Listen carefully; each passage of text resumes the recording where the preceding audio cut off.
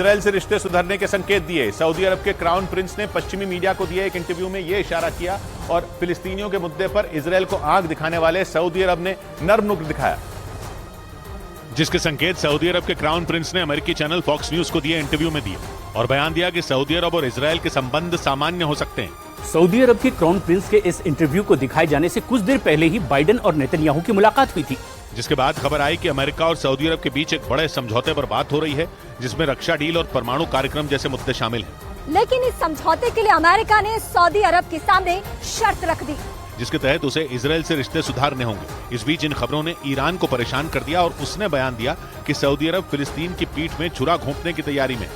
इस बीच ईरान के परमाणु कार्यक्रम पर सऊदी अरब ने उसे खुली चेतावनी दी। सऊदी अरब के क्राउन प्रिंस ने एक अमेरिकी न्यूज चैनल को दिए इंटरव्यू में इस मुद्दे पर बात की और दो टूक बोल दिया कि दुनिया एक और हिरोशिमा नहीं देख सकती। लेकिन अगर ईरान ने परमाणु बम बना लिया तो सऊदी अरब को भी बनाना पड़ेगा, क्योंकि ईरान के परमाणु बम बनाने से सऊदी अरब की परेशानी बढ़ सकती है। पश्चिमी मीडिया का दावा है कि अमेरिका के प्रतिबंधों के बावजूद ईरान के परमाणु कार्यक्रम में तेजी आई है, जिससे पूरे पश्चिम एशिया में उथल पुथल मच सकती है, क्योंकि ईरान और सऊदी अरब दोनों पश्चिम एशिया का हिस्सा हैं। और इसी वजह से ईरान का परमाणु कार्यक्रम सऊदी अरब के टेंशन की वजह बन गया और सऊदी अरब ने अपने परमाणु कार्यक्रम में तेजी लाने की तैयारी कर ली।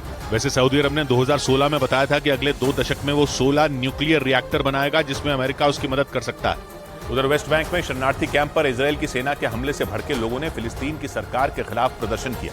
उन्होंने आरोप लगाया कि फिलिस्तीन की सरकार उनकी सुरक्षा नहीं कर पा रही। वेस्ट बैंक के जिनीन शहर के शरणार्थी कैंप में हुए हमले में 4 लोगों की मौत हो गई थी, क्योंकि इजराइल की सेना रात के अंधेरे में जिनीन शहर के शरणार्थी कैंप में घुसी और उसने चुन चुन कर लोगों को मारा। इजराइल की सेना ने बयान जारी किया था कि उसने यह हमला आतंकियों के सफाए के लिए किया, जिसमें 4 लोगों की मौत हो गई, जिनमें 3 आतंकी शामिल हैं। यह हमला होते ही जिनीन शहर में बवाल हो गया। जो तस्वीरें आई उनमें लोग सड़कों पर दौड़ते नजर आए, जो इजराइल नहीं बल्कि फिलिस्तीन के खिलाफ प्रदर्शन करने सड़कों पर उतरे, क्योंकि उन्होंने आरोप लगाया कि फिलिस्तीन की सरकार उन्हें इजराइल की सेना से नहीं बचा पा रही और शरणार्थी कैंप में रहने वाले आम लोग इजराइल और फिलिस्तीन के झगड़े का शिकार हो रहे हैं।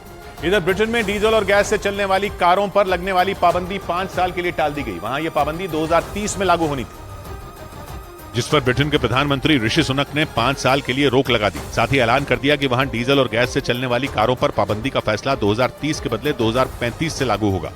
इस बीच संयुक्त राष्ट्र सुरक्षा परिषद में भारत की स्थायी सदस्यता के मुद्दे पर ब्रिटेन ने भारत का समर्थन किया। ब्रिटेन के विदेश मंत्री ने स्थायी सदस्यता के लिए भारत का साथ देने का ऐलान किया।